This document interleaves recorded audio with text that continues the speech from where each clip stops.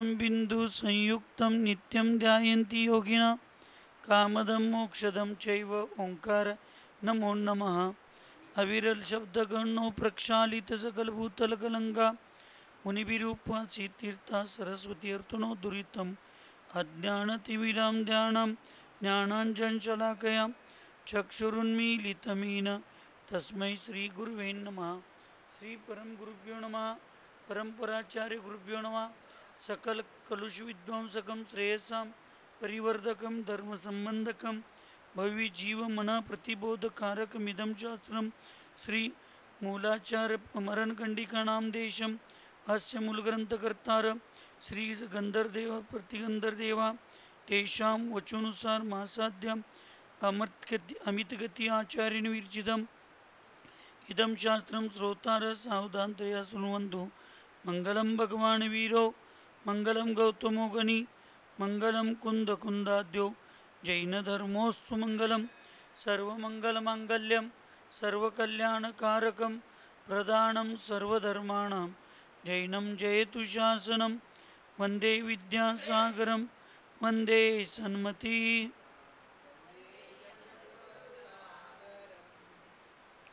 सिद्धाननत्वार्धादृश्च चतुर्धाराधनाफलं क्रमेणाहं ध्रुवं वक्षि स्वस्वरूपोपलब्धये। पंच परमेष्टि भगवान की, अहिंसामय विश्व धर्म की, सिद्धांत शास्त्र की, आचार्य भगवंत अमित गति महामुनिराज की, सारित्र चक्रवर्ती प्रथमाचार्य शांति सागर जी महाराज की, संत शिरोमणि आचार्य गुरुवर विद्यासागर जी महाराज की, शांत मूर्ति व रत्नाकराचार्य गुरुवर सन्मति सागर जी महाराज की, 3,9 करोड़ महामुनिराजों की आज के आनंद की।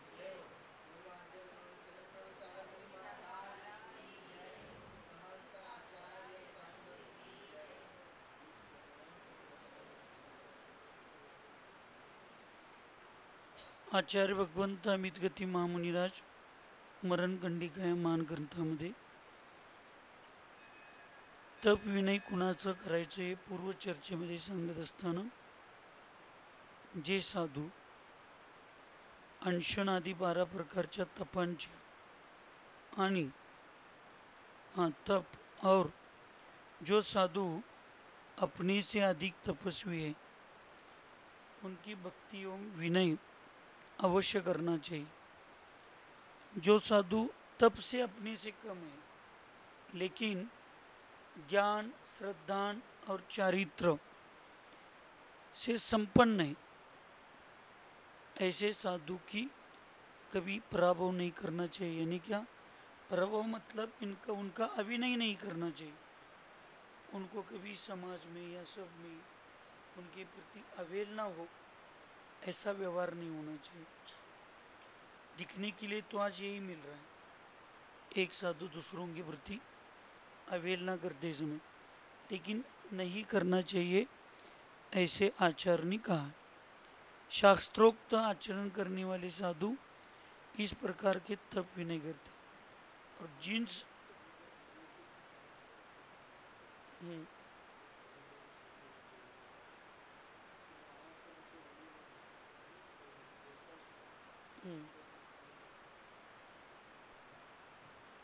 जग की चिंता छोड़कर अपना हित पहचान, कुआ छानना छोड़ दो अपना लोटा छान। आप अपेक्षा रख कर करोगे तो रखना ही नहीं चाहिए। मेरा कर्तव्य क्या है? सामने वाले के प्रति विनय करना, सामने वाला करे या न करे।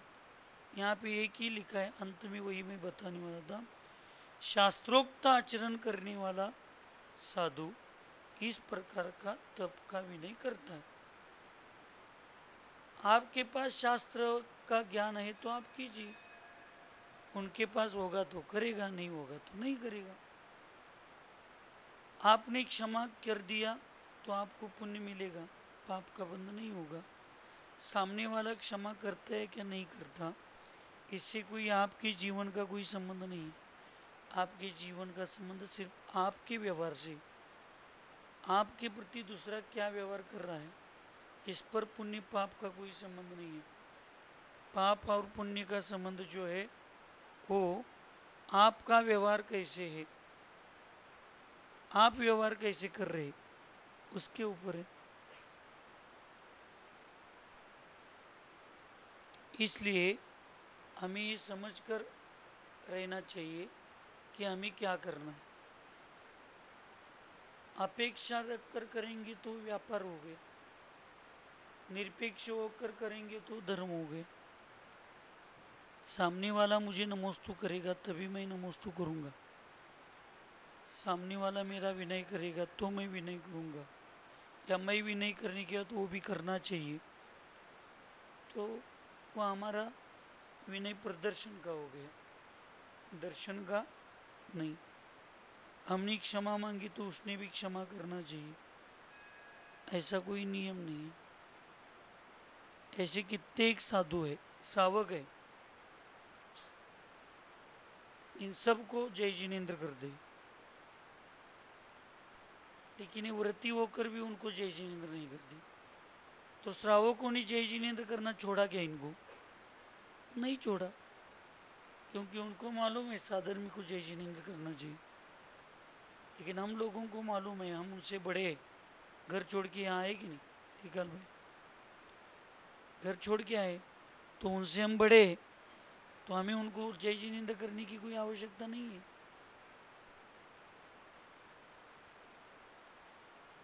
यहाँ पे सब लोग, श्रावकों को भी मालूम है कि साधर्मी को जय जिनेन्द्र करना चाहिए, लेकिन ज्ञानियों को मालूम नहीं है। उनको लगता है मेरे ज्ञान में और सम्यक्तों में दोष आता है श्रावकों को जय जिनेन्द्र करने से, तो आप क्या कर सकते? बिच्छू का डंक मारना स्वभाव बिच्छू का है, और उसके बचाने का स्वभाव मनुष्य का है। अगर बिच्छू त्रियंच होकर उसका स्वभाव नहीं छोड़ सकता, तो मनुष्य होकर अपना स्वभाव क्यों छोड़े? हमारे पास कितना ज्ञान है, जितना गुरुओं ने हमें समझाया है, जितने आगम से हमने समझ लिया है, उतना व्यवहार हम लोगों को करना है।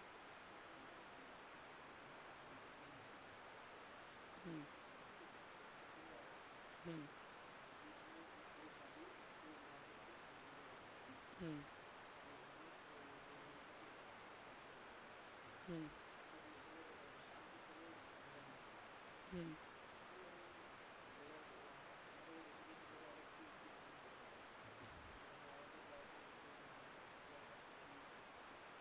समाचार विधि।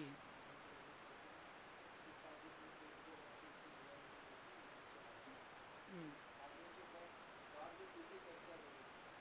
हम्म,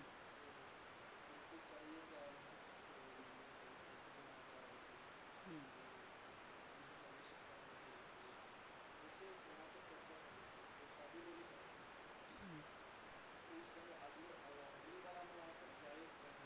जाना चाहिए। तब फोटो वालों को बाजू को रख कर जाना चाहिए। देखिए, सामने वाला कुछ भी कहे, हमारे आपके मन में क्या भावना है, बस आपने फोटो के लिए तो नहीं गई थी ना, तो आपको गलत या बुरा लगने की कोई आवश्यकता नहीं थी। ये तो आप साधु के प्रति बोल रहे हैं।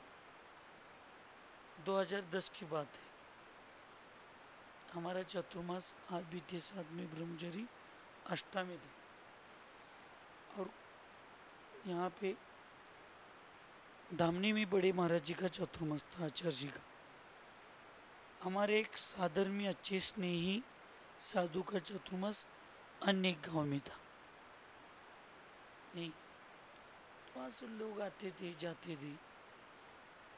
तो एक बार उस साधु ने कुछ उस गांव में निर्माण किया था, तो मुझे सूचना निवेदन या मैत्री के भाव से आ गई कि भैया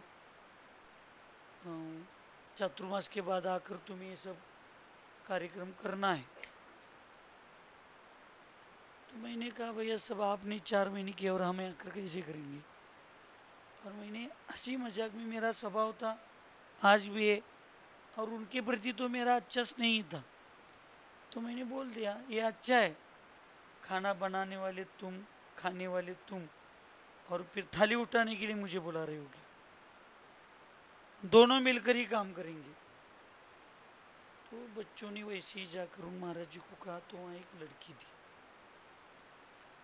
उसको मंदिर लाने वाला मैं, ब्रह्मचर्य अवस्था में उस गांव में मैं स्वाध्याय के लिए जाता था, मंदिर का रास्ता दिखाने वाला मैं, उसको धर्म सिखाने वाला, अहंकार से नहीं बताऊँ, आते थे मेरे पास तो सिखाए। लेकिन उस साधु का इतना प्रभाव हो गया था या करके लिया था, क्योंकि साधु बार बार बार उनको नाम लेते थे, तो 2 4 5 10 दिन के बाद, चातुर्मास के बाद वो पीछे परिवर्तन के लिए वहाँ जाना था। हम चले गए, तो उस गांव के भी लोग आ रहे थे, तो मराठी में वो बहुत सुनने के लिए अच्छा लगता है, हिंदी में लेकिन भाव तो समझ में आएगी। तो सब बच्चे जा रहे थे, तो उसको भी कहा तुम भी चलो पंची बरोबर। वहाँ पे वो चंद्या होगा चंद्या, उसके पास क्या जाना है, जिन्होंने हमारे गुरु को ऐसे कहा, एक वचन में मेरे प्रति बोल दी। वो बात मुझे समझ में आ गई, शाम को पता चला, कोई बात नहीं। बस 1 महीने के बाद उसी लड़की के स्कूल की फीस भरने के लिए पैसे, कुछ पारिवारिक विकल्प होंगे, आने वाले पैसे नहीं आए होंगे, ऐसे गरीब नहीं थे लेकिन ठीक ठाक थी, लेकिन पैसे नहीं थे। उसके साधर्मी ने मुझे सूचना दी, महाराज जी ऐसे ऐसे हुआ है। तो मैंने तुरंत कह दिया वहाँ पे जाओ, ले लो पैसे, मैं बता दूँ, जाओ। लेकिन मैंने जाते समय सूचना दी कि उस लड़की को ये नहीं बताना कि पैसे मेरे तरफ से लेकर आ गए। अगर उसको पता चला तो महिला ईर्ष्यालु रहती होती है ना, माताजी महिलाएं ईर्ष्यावान होती है, अट्टाग्र बुद्धि वाली होती है, उसको कहीं ना मेरा नाम नहीं लेना दो, उसको कल पैसे भरना है और परसों से एग्ज़ाम है, अगर कल नहीं पैसे भरोगे तो उसकी एग्ज़ाम कैंसिल, उसको टिकट नहीं मिलेगा, हॉल टिकट नहीं मिलेगा, मत उसको मेरा नाम मत बताओ, जब वो देंगे तो ले लो, नहीं तो छोड़ दो, कोई विकल्प नहीं। वो बात की बात है कि जाने तक उसके मामा या किसी ने पैसे भर दिए थे, हमारे पैसे वहाँ नहीं लगे, वो बात की बात है। शाम को दूसरे दिन उन्होंने लाकरा में वापस दे दी। अपने को किसी को सहयोग करना है ना, तो उसके उपकार और प्रदर्शन की कभी भावना नहीं होनी चाहिए। अगर मैं देते समय बोल देता तो उसने मुझे ऐसे कहा है, मरने दो, उसके कर्म को भोग रही है, जब गुरु की निंदा करती तो उसको ऐसे ही कर्म भोगना है, ऐसे में कह के उसको गलत भाव कर देता, या उसके पैसे भरो और बताओ ये चंदा बाबा ने दिया है। देखो उसके कर्म के उदय में उन्होंने बोल दिया। माता जी को तो आज तक इतना ही मालूम है कि मैं साधुओं के प्रति ऐसा करता था, जो श्रावकों ने मेरे प्रति ऐसे व्यवहार किया है, अगर मुझे पता चला कि उस श्रावक भी दुखी है, संकट में है, और मैं कुछ कर सकता हूँ या मेरे परिचय से कुछ हो सकता है, तो उस श्रावक को भी हमने छुपी छुपी बहुत बार, सहयोग नहीं कहूँगा, सहयोग कहूँगा तो उपकार की भावना हो जाएगी, लेकिन मेरा कर्तव्य साधर्मियों के प्रति जो है वो मैं करता हूँ। हमें कभी विकल्प ही नहीं रखना चाहिए। दिगंबर मुनि महाराज जी को, जो थोड़े बड़े हैं, इस भावना से हम नमोस्तु कहते, तो मुनि होकर वो आशीर्वाद बताओ, चंद्रभूष सागर जी को आशीर्वाद बताओ कहते, वो लोग आकर कहते वो महाराज इतने ज्ञानी है, और एक आचार्य महाराज जी को कम से कम प्रति नमोस्तु बताने के अच्छे आशीर्वाद कैसे बता दें। हमने कहा चिरकालीन साधु आचार्य के समान होता है, दिए होंगे आशीर्वाद, क्यों विकल्प कर दियो। कम से कम आशीर्वाद देने के लायक तो अपने को समझे। नमोस्तु करने के नहीं, कम से कम आशीर्वाद देने के लायक तो समझे। एक एक साधु को आशीर्वाद भी नहीं मिलता, उतना भी सौभाग्य नहीं, कम से कम अपने को आशीर्वाद मिलने जैसा तो सौभाग्य है। तो हमारी मान्यता हमें सुख दुख का अनुभव कराती, हमारे विचार हमें सुख दुख का अनुभव कराती। नहीं तो फिर मैं उल्टा कुछ बोलूँगा, फिर उन श्रावकों के प्रति, उन साधु के प्रति मन में कुछ भी कर देंगे, फिर वो उनके साथ अभिनय का व्यवहार करेंगे। ऐसा नहीं। आज भी ऐसे साधु है। कहीं कहीं में गांव में ये महिलाओं को दुपट्टा, लड़कियों को ये लेने के लिए बता दूं तो 15, 16, 12, 13 साल पहले कि उस गांव में साधु गए, 8 दिन वहाँ पे रुके, उनको चौका लगा, सब हो गए। और वो कहते क्या है, मुसलमान जैसे सिर पर दुपट्टा लेकर घूमते हो सब लोग, क्या है, क्या सिखाता है वो चंदा बाबा, यही सिखाता है। तो फिर उन्होंने, वहाँ की महिलाओं ने कहा सिर्फ यही नहीं सिखाया, आपको जो 8 दिन हम भोजन करा रहे, आहार कर रहे, वो भी उन्होंने ही सिखाया है। वो भी साधु मेरे सामने आते हैं अभी, मुझे नाम रखने वाले, तो मैं उनका भी नहीं करता हूँ, क्या करता हूँ। सामने वालों के व्यवहार को देखकर अपने व्यवहार को कभी बिगाड़ना नहीं चाहिए। इतना ही आगम में हमने सीखा, इससे ज़्यादा ज्ञान ना मुझे है और इससे ज़्यादा कोई सिद्धांत का अध्ययन मुझे नहीं। तो फिर अपेक्षा रखकर करेंगे तो व्यवहार हो जाएगा, और निरपेक्ष भावना से करेंगे वो तो धर्म और कर्तव्य बन जाएगा। श्रावक माँ बाप अपने बच्चों को बड़े करते समय निरपेक्ष भावना से करते, 25-30 साल तक उनकी व्यवस्था करते हैं, वो निरपेक्ष है। हम साधु होकर 25-30 सेकंड के व्यवहार के लिए क्या अपेक्षा रखना, फिर हमसे अच्छा तो श्रावक अच्छे निरपेक्षता से अपने बच्चों का पालन करते। सही कि नहीं परमति माता जी, मैं बोल रहा हूँ सही क्या गलत है, सही या क्या कह दे। हाँ, आप जैसे शिष्य मिले तब से मैं ग्रेट बन गया। तो शास्त्रोक्त आचरण करने वाले जो साधु होते हैं वो अपना कर्तव्य अपना करते हैं, अन्य की तरफ कभी ध्यान देना उचित नहीं समझते। फिर प्रभान्ना को प्रश्न आ गया मन में, क्या पूछा उन्होंने, जो साधु तप में अपने से कम है उनकी विनय क्यों करनी चाहिए। जो अपने से छोटे हैं तप में, उनका भी विनय करने की क्या जरूरत है। तो आचार्य कहते हैं सम्यक दर्शन, सम्यक ज्ञान और सम्यक चारित्र के अनुगत किया जाने वाला तप ही सम्यक तप है। जो साधुगण ज्ञान, श्रद्धा और चारित्र से संपन्न होने पर भी तप में अपने से कम है, उनका तिरस्कार नहीं करना, क्योंकि उनके अवहेलना करने से ज्ञानादि सद्गुणों का तिरस्कार होता है।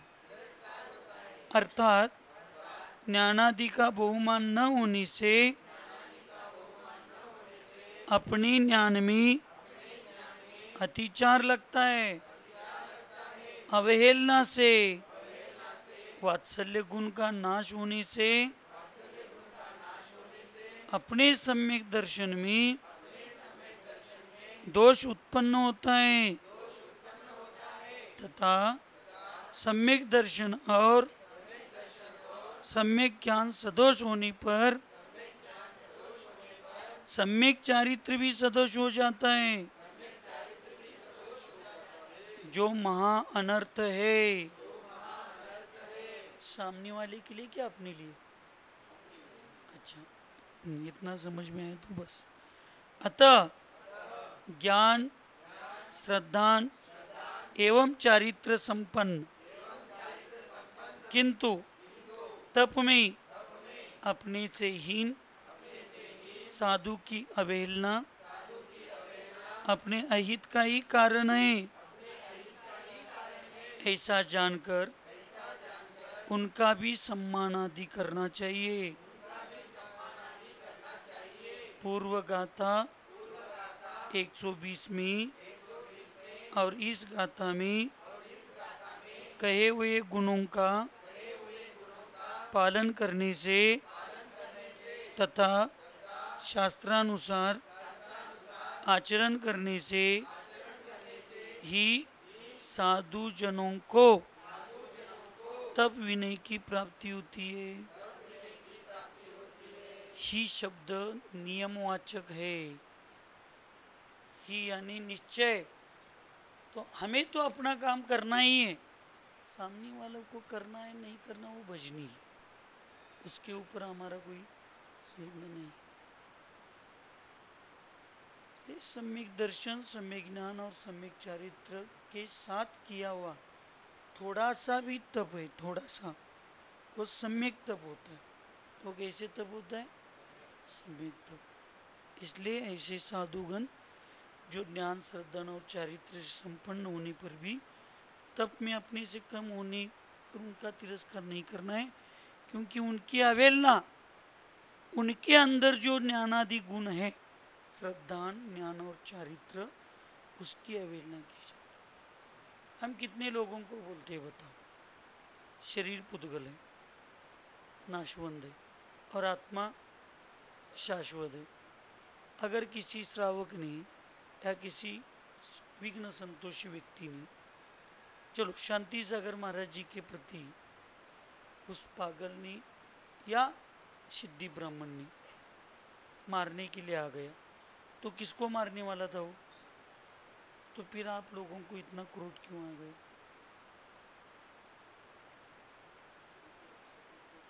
गुरु उसका आत्मा है, शरीर थोड़ी गुरु है।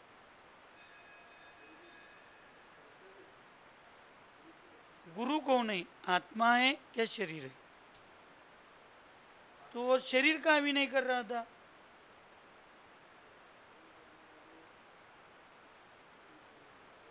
तो गुरु कौन है?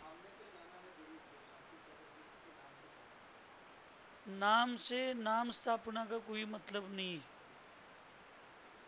मेरा क्वेश्चन क्या है, गुरु आत्मा है या शरीर है?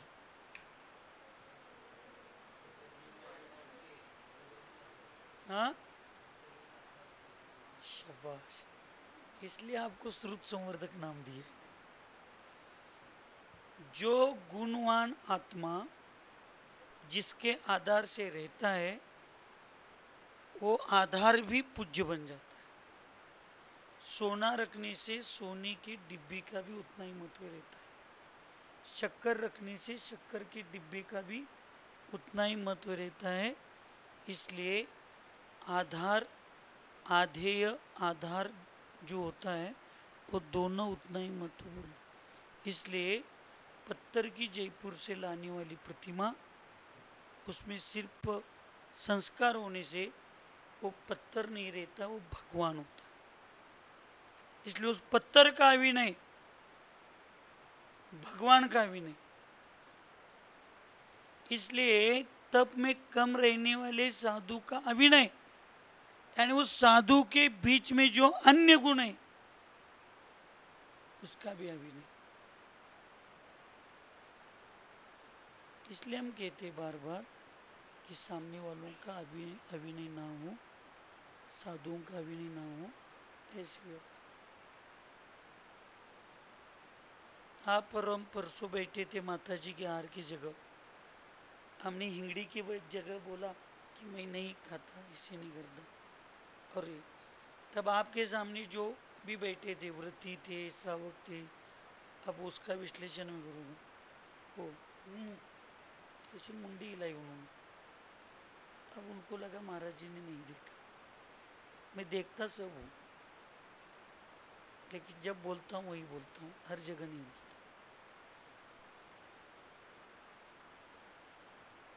नहीं होना चाहिए। ये निंदा का प्रतीक है,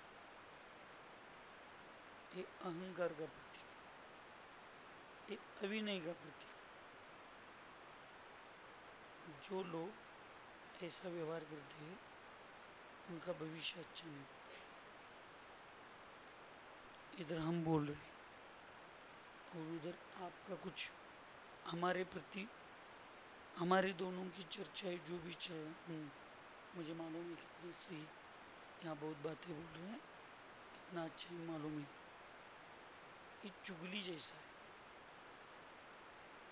और पिछले भाव में आपने ये किया है, इसलिए धर्म के साथ किया है, इसलिए मनुष्य गति में स्त्री पर्याय मिली।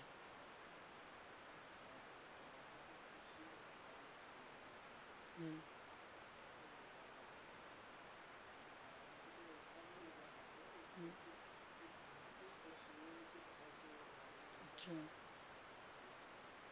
ऐसे भी होगा वो हमारी समझने की गलती हो गई होगी। नहीं, चुगली का मतलब क्या होता है? आप लोगों ने चुगली का मतलब कान में एक दूसरों के प्रति बोलना, इसको चुगली कहते। हाँ, क्रिया में चुगली जब आप दूसरों के चर्चा के समय आप यहाँ पे जुगुप्सा भाव कर रहे हैं या वो जो बोल रहे उसको इसका मतलब क्या है? वो गलत बोल रहे हैं। देखिए, भावना भावना की जगह होती, वो भी है। आप लोग कोई अन्यथा नहीं लेना। मैं इसलिए बार बार बोलता हूँ कि विनय का मतलब गाली देना, अभिनय का मतलब गाली देना नहीं है। वह आप सब लोग समझ लेना, मैं किसी का नाम नहीं लेना। परसों जब चंद्रकीर्ति सागर महाराज जी का दिव्य ध्वनि खिल रहा था, तो आप व्रती महाव्रतियों में कितने लोग गंभीर्य पूर्वक उसको सुन रहे थे। श्रावकों को और सबको हमने क्या बताया था कि ध्यानस्थ मुद्रा में बैठो। ये भगवान के केवल ज्ञान का विषय चालू है ना। तब आप लोग कौन कौन क्या क्या कर रहे थे? बैठे थे क्या ध्यानस्थ?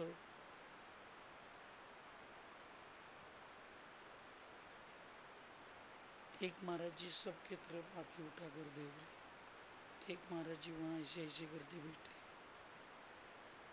एक प्रति विद्वान व्यक्ति कौन क्या कर रहा है, कौन क्या कर रहा है देख रहा है।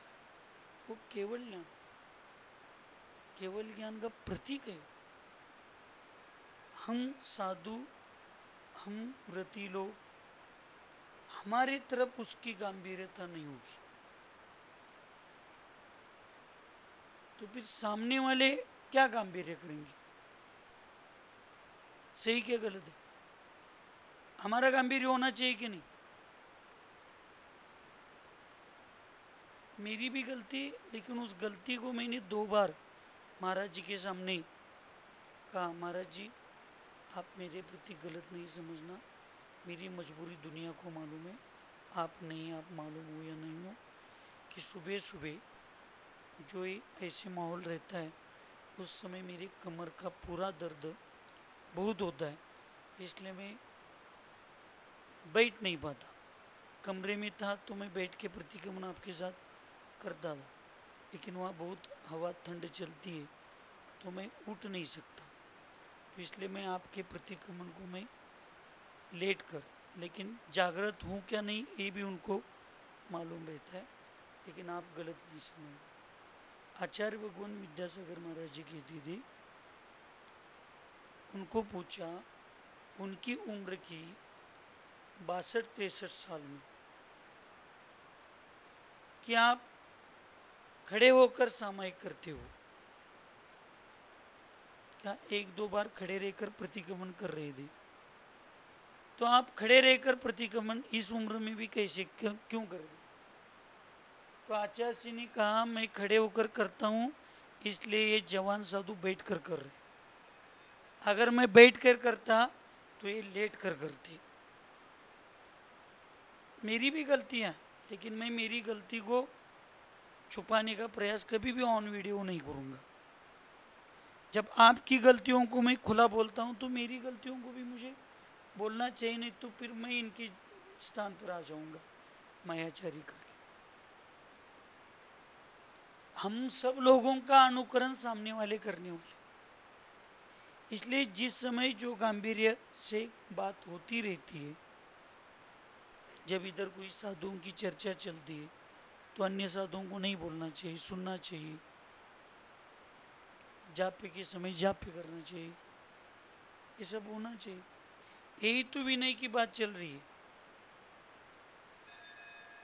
छोटा साधु दिव्य ध्वनि गिरा रहा है तो बड़ों को उनके प्रति विनय होगा, तभी श्रावकों को होगा। विषय उसी संबंधी है, इसलिए मैं बता रहा हूं।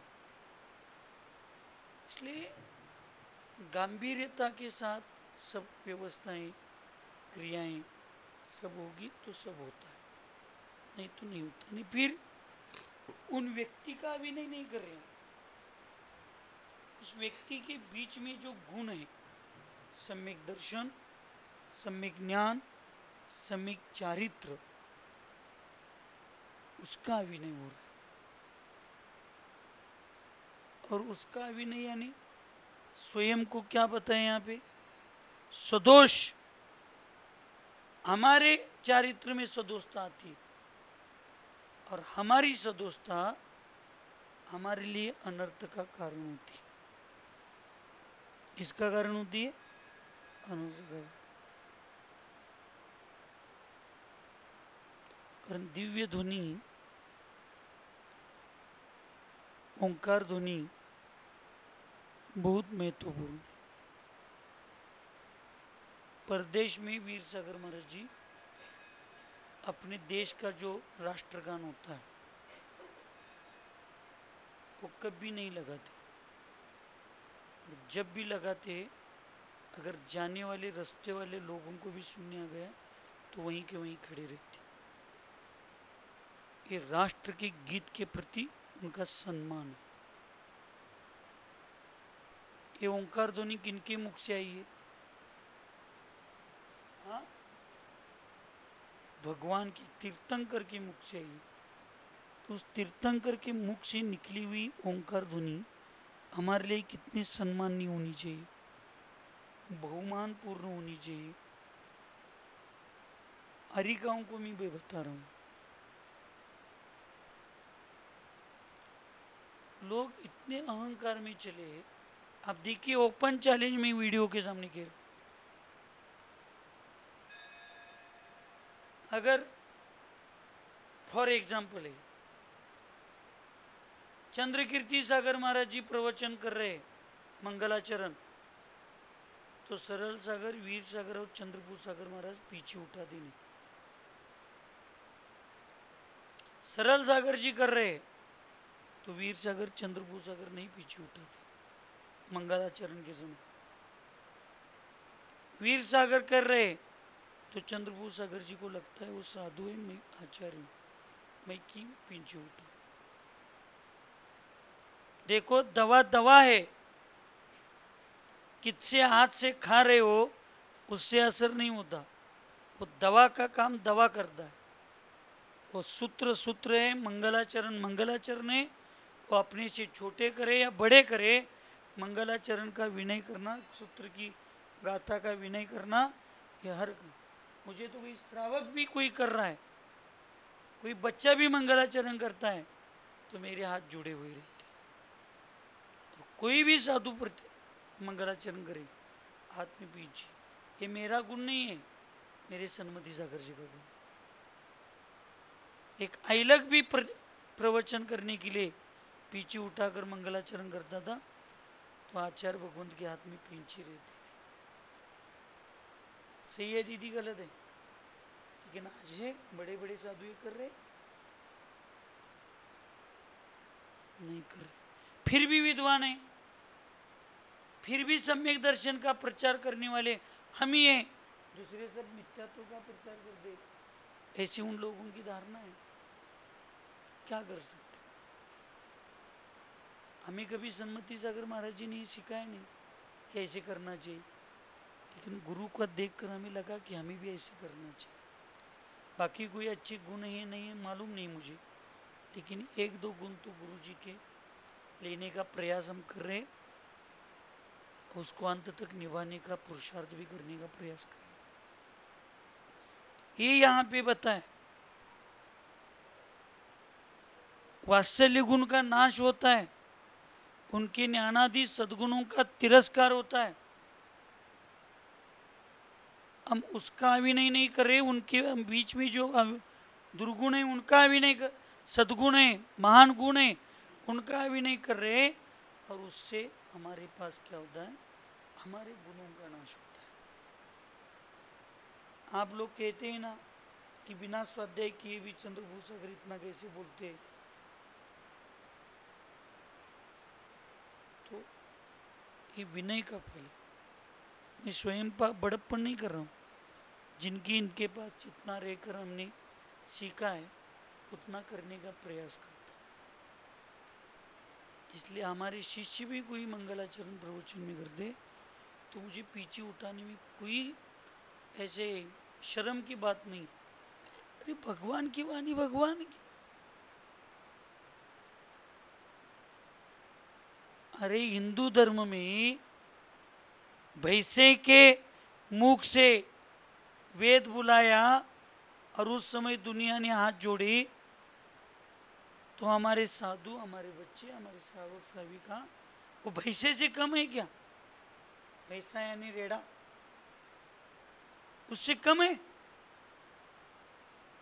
तो हिंदू धर्म, अब उसको अपन मिथ्यात्व कहते हैं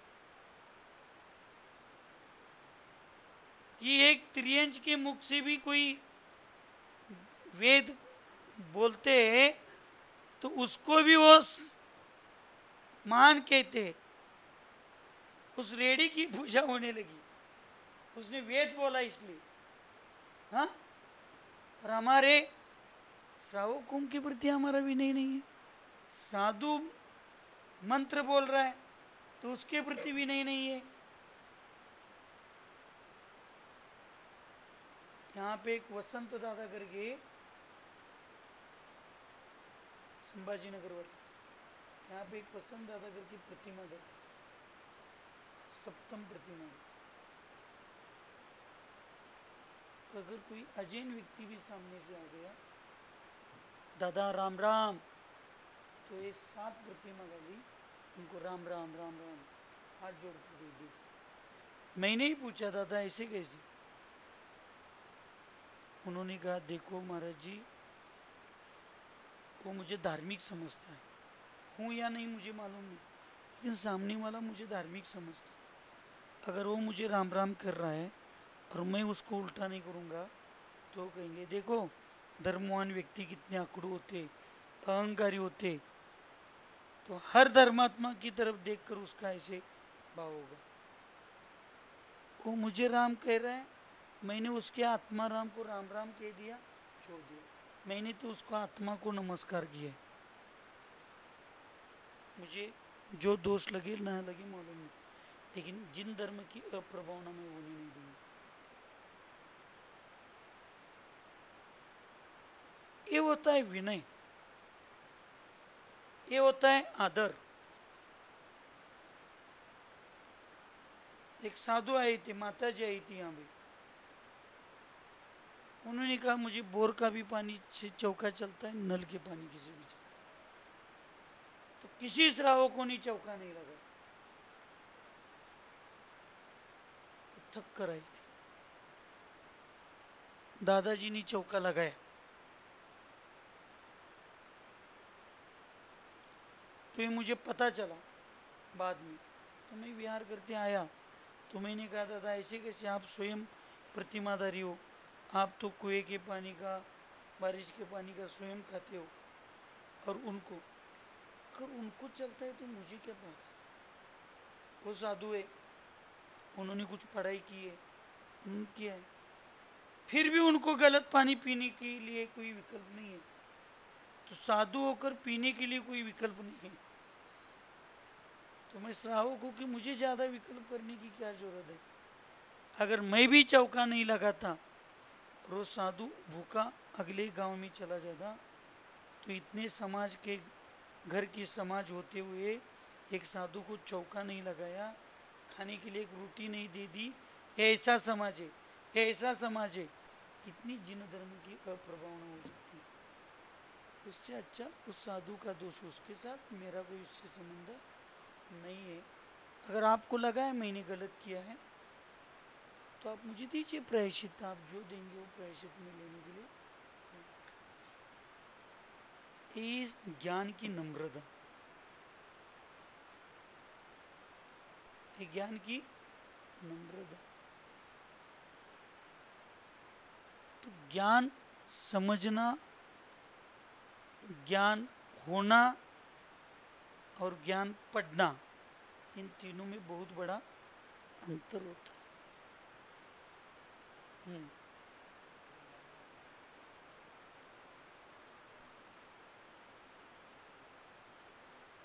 हम्म हम्म हम्म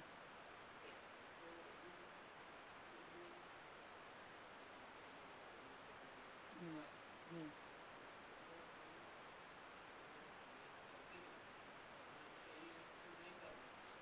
शास्त्र में ऐसे लिखा है कि बहुत से लोगों ने नमस्कार करने के बाद वो प्रतिमा प्रतिष्ठित होती है। बहुत से लोग बहुत दिनों तक नमस्कार करने से उस प्रतिमा में पूज्यता आती है, ऐसे सुना है, पढ़ा है और समझा भी। अब वो हमें तो इतना ही मालूम है, हमें ज़्यादा विकल्प करने की, हम भी पहले करते थे, लेकिन आचार्य जी की समाधि के पहले 2 या 2.5 साल पहले आचार्य जी विहार करते करते एक ऐसे मंदिर में गए, उन्होंने नमोस्तु किया और निकल गए। तो संघ के साधुओं ने पूछा, ऐसे मुझे पता चला है क्योंकि मैं तो इधर हूँ, पता चला तो आचार्य जी ने कहा कितने दिनों से कितने श्रावक उसको नमोस्तु किए, तो पूजनीय बन गई। बेटा नहीं समझा, नहीं बन गई है, तो आज तो अपन लोगों ने, इतने लोगों ने नमोस्तु किया, तो अब तो प्रतिष्ठित बन गई, इसके आगे वालों को तो दोष नहीं लगेंगे। पहले क्या था, पहले प्रतिष्ठा के ग्रंथों में यही लिखा था कि कोई साधु अच्छा चारित्रवान जो भी साधु आचार्य रहते हैं, वो पीछे लेकर 3 बार नमोस्तु भगवान, नमोस्तु भगवान, नमोस्तु भगवान कहते थे, तो प्रतिमा प्रतिष्ठित होती थी, ऐसे आगम में लिखा है। तो मान लीजिए इसके पहले नहीं होगी, अब आचार्य और उनके संग के इतने साधुओं ने नमोस्तु किया, तो इसके आगे तो प्रतिष्ठित होगी कि नहीं। वीतरागता चेहरे पर होती है, पैरों में नहीं। हमारा भी विकल्प बहुत दिनों से था, हम भी नहीं गए। नेमावर से यात्रा करते करते एक जगह इतनी अच्छी प्रतिमा दी और वहाँ अन्य साधु का संग भी था अपनी आचार्य जी की, तो हम एक दिन पूरे रुके थे। कितने लोगों ने मुझे निवेदन किया, हम नहीं किए, लेकिन जब से आचार्य जी उस मंदिर में गए थे, इसे पता चला हमारा विकल्प।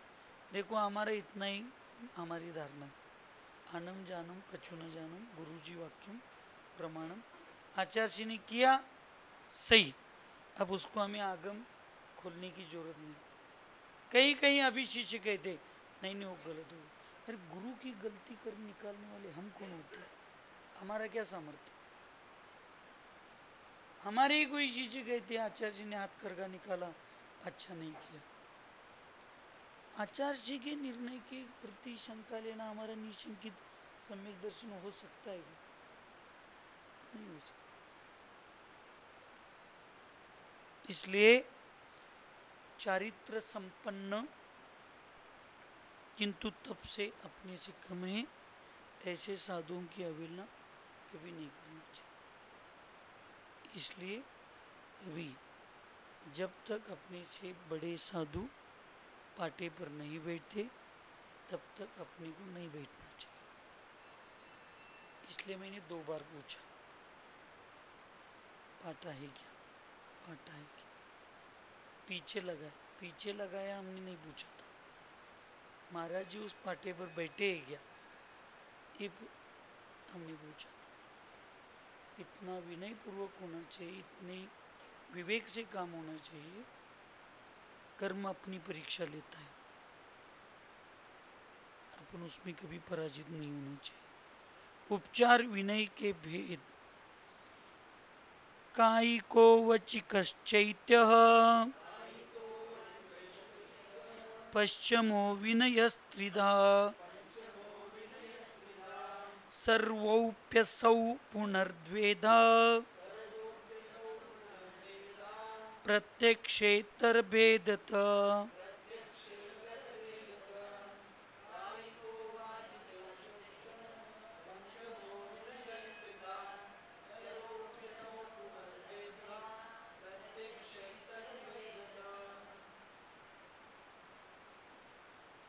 इसलिए व्रती लोगों को बड़ा या छोटा सोचना नहीं चाहिए।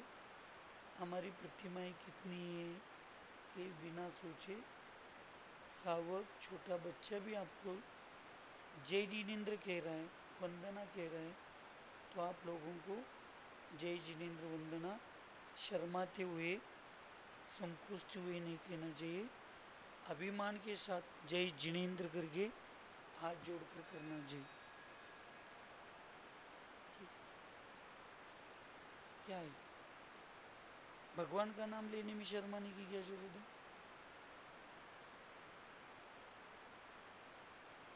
आपने कोई ठेका नहीं लिया, या हमने ठेका नहीं लिया कि सरल सागर जी मेरे शिष्य है तो मैं उनसे पहले मोक्ष जाने वाला।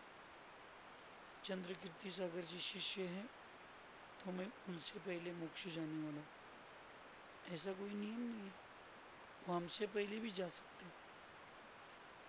तो ये छोटे छोटे बच्चे, ऐसा कोई नियम नहीं है।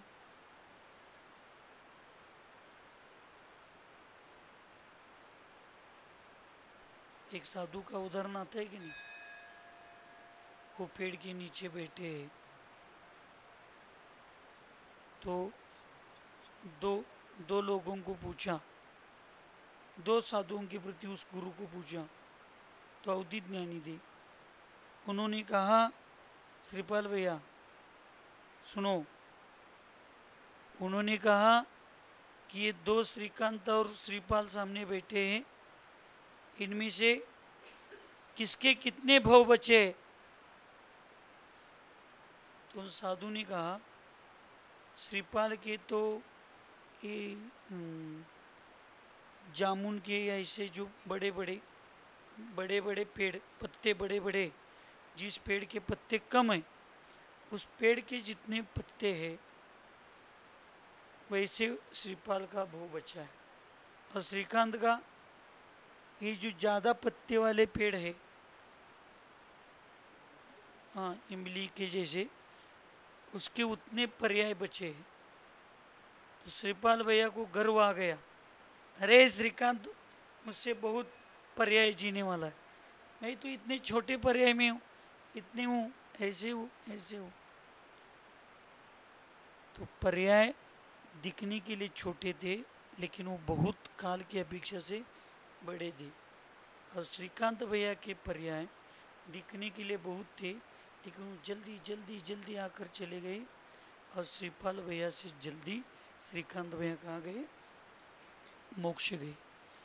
इसलिए पर्याय और व्रत और बड़प्पन के चक्कर में अहंकारी मत बनो।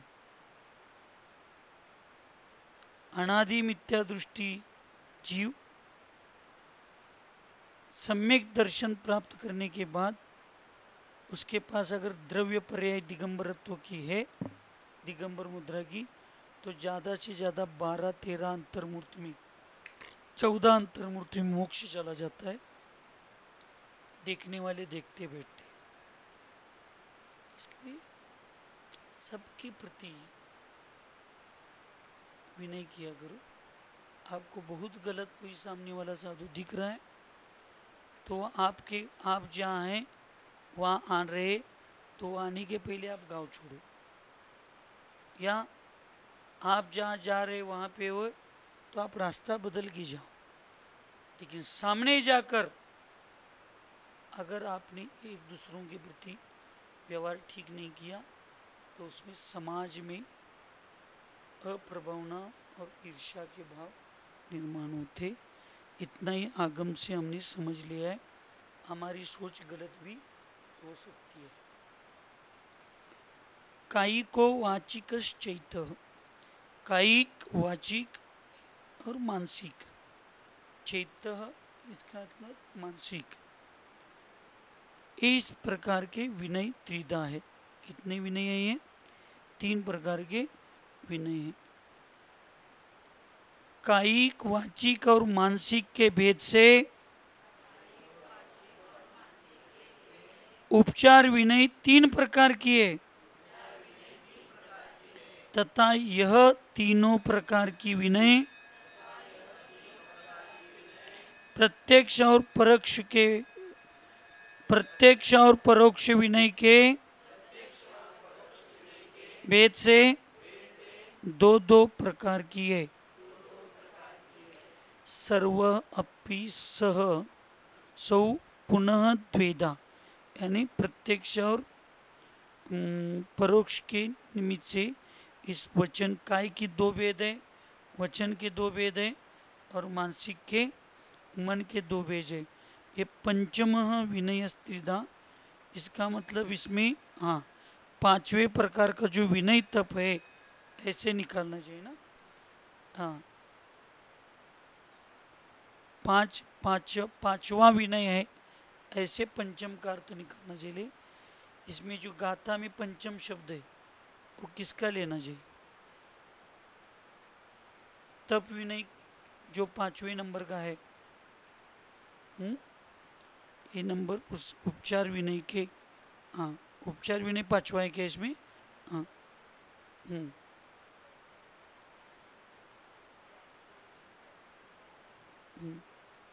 पांचवा उपचार के 5वां नंबर का जो उपचार है उसके भेद कहे हैं, ऐसे समझना चाहिए। मैं पंचम इसमें कहीं दिख ही नहीं रहा, क्या लिखा है मैं सोच रहा था। कायिक का मतलब क्या है? काय से विनय, परोक्ष और प्रत्यक्ष। वाचिक का मतलब वचनों से, परोक्ष और प्रत्यक्ष। मानसिक का मतलब है अंतरंग से, इतना है मन। मानसिक से इतना बुद्धि है, मन इतना है अंतरंगा। तो ये सब विनय करना चाहिए। समझ में आ गया? इसलिए गाथा, पूजा, भक्ति ये जब चलता है तो पूरा ध्यान कहाँ होना चाहिए? मन, वचन, काय, वहाँ पे होना चाहिए। बातें, गपशप, हंसी मजाक कभी भी नहीं होनी चाहिए। समझ में आ गया?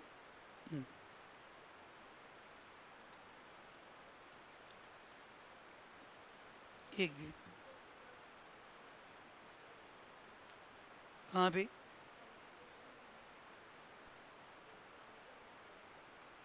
अनुगत यानी अनुचरण, उनके जैसा आचरण। प्रत्यक्ष कायिक विनय संभ्रमो नमनम दूरे कृति कर्मांजलि क्रिया सम्मुखम यानमायाति यात्यनुव्रजनं पुनः।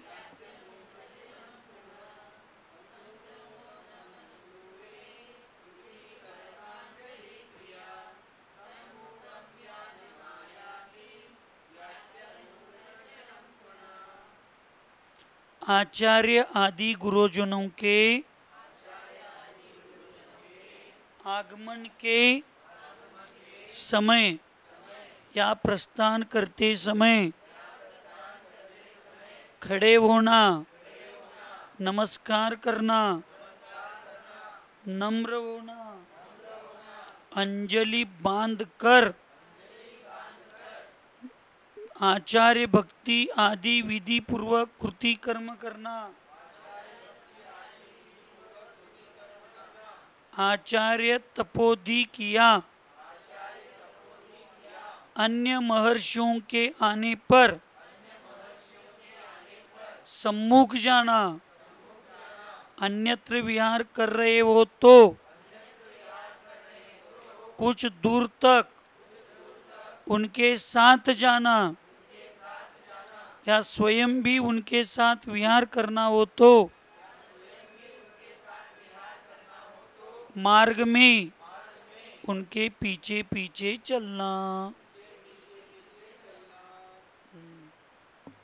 काय करते क्या बघा, सांगतो की आता, सांगायलाच बसलोय मी. आचार्य आदी, आदी मध्ये काय घेणार, आपल्यापेक्षा सीनियर सगळे, आपल्यापेक्षा मोठे, अपने से सब बड़े साधु यानी गुरुजन, हम जहाँ हैं वहाँ आ रहे तो या यहाँ से जा रहे, तो लाने के लिए 4 कदम जाना चाहिए. 4 कदम यानी दरवाजे की खिड़की तक, दरवाजे तक नहीं, मंदिर से आगे जाना चाहिए. उनको छोड़ने के लिए जाना चाहिए. मंदिर में, घर में, घर में यानी ऐसी जगह आ रहे तो खड़े होना चाहिए, नमस्कार करना चाहिए. नम्र शब्द का अर्थ होता है झुककर नमस्कार करना चाहिए. अंजलि बांधकर आचार्य भक्ति आदि, इसका मतलब है सिद्ध भक्ति, श्रुत भक्ति, आचार्य भक्ति, चारित्र भक्ति या योगी भक्ति. आचार्य महाराजों के प्रति चारित्र भक्ति आदि करना चाहिए.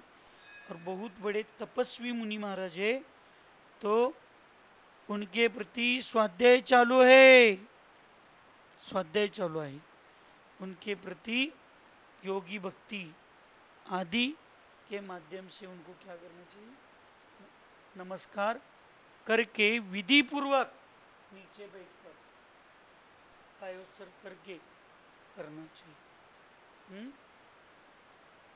हाथ में अगर ग्रंथ है तो उसको ऊंचाई पर रखकर नीचे हाथ टिकाना चाहिए. हाथ की जिनवानी जमीन पर लगे या जमीन पर जिनवानी रखकर उठना नहीं है, बैठना नहीं. उससे ज्ञानावरण कर्म का बंद होता है और उससे ज्ञान मंद होता है. तो ये विधि पूर्वक कृति कर्म पूर्वक आवर्त शिरोन्नति ये तीनों पूर्वक करना चाहिए.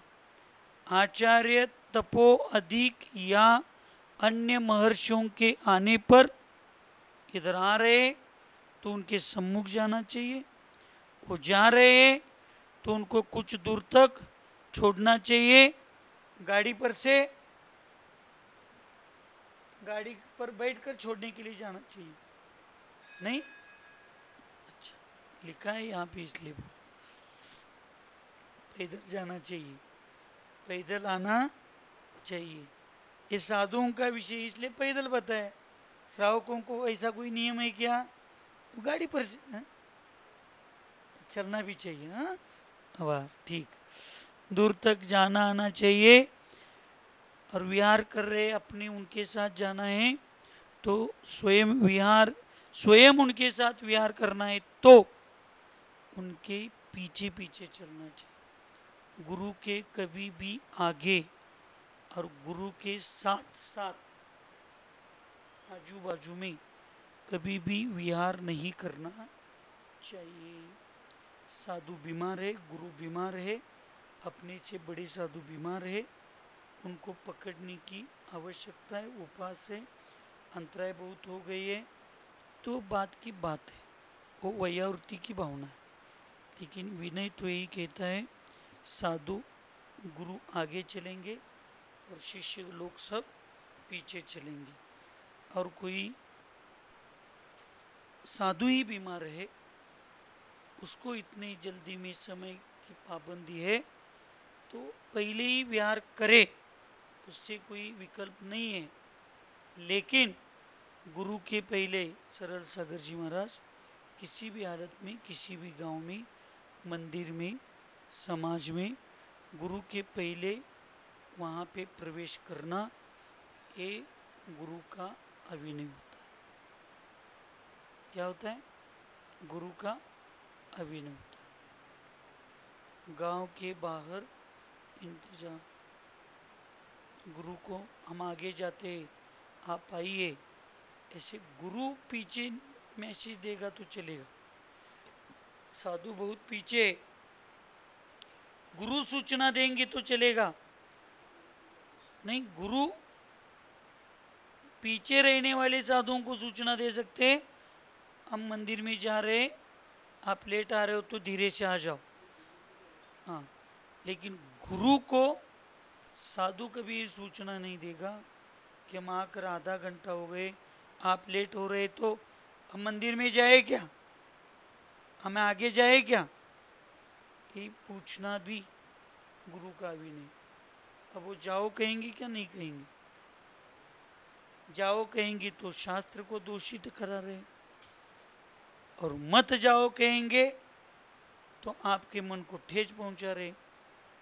गुरु को कभी ऐसी द्विधा अवस्था में पड़े, ऐसा कोई गुरु के सामने निवेदन ही नहीं रखना चाहिए।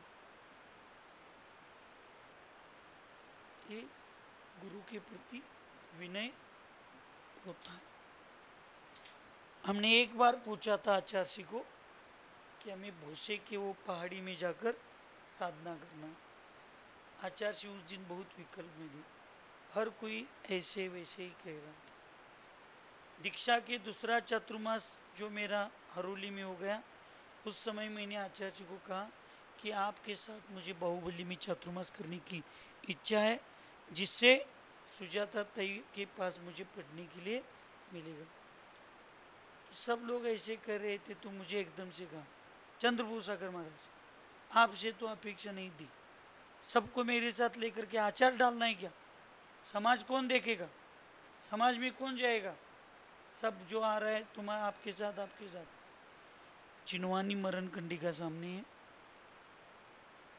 मैं मंदिर में बैठा हूँ। उस दिन से 2013 तक मैंने एक बार आचार्य से नहीं कहा कि मुझे चातुर्मास यहाँ करना है, ये मैंने निवेदन नहीं किया, और मैंने कभी पूछा नहीं मुझे कहाँ करना है। आचार्य जिस गांव में कहेंगे उस, अगर गुरु का आशीर्वाद साथ में है तो विजय खवाटे जंगल भी मंगल हो जाता है। गुरु के आशीर्वाद से जो काम होता है वो जंगल भी मंगल हो जाता है, और गुरु के इच्छा के बिना किया हुआ काम मंगल भी जंगल जैसा हो जाता है। इसलिए हमने कभी गुरु जी को मुझे इधर जाना है, हमें उधर जाना है, मुझे आपके पास रुकना है, जिस समय सूचना देंगे आते थे, सूचना देते जाते थे, कभी हमें विकल्प नहीं हुआ, क्योंकि गुरु आदेश ही सबसे बड़ा आदेश होता है। आ गया समझ में? सुखी रहे सब जीव जगत में, कोई कभी न घबरावे, वैर पाप अभिमान छोड़ जग, नित्य नहीं मंगल गावे। ओम नमः सबको क्षमा, सबसे क्षमा।